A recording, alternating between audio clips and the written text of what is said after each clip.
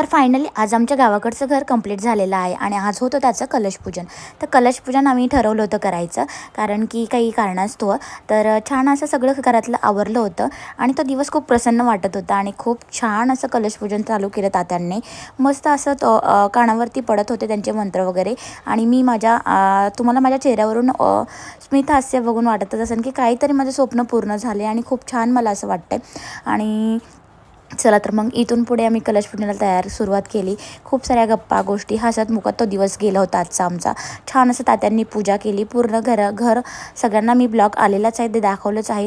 आणि सगळे म्हणजे पाहुणे असे कोणी बोलवले नव्हते, जे जवळचे 2-4 होते असेच थोडेफार बोलवले ते, कारण काही कारणामुळे ते आम्ही छोटंच राहायला येणार होतो, त्यामुळे कलशपूजन छोटंच करायचं ठरवलं होतं. तर याच्यावर आपल्यावर मोठा ब्लॉग आलेला आहे. मी तर फुल खुशीत दिवस गेलेला आहे माझा. पूर्ण ब्लॉगमध्ये तुम्ही नक्कीच बघाल.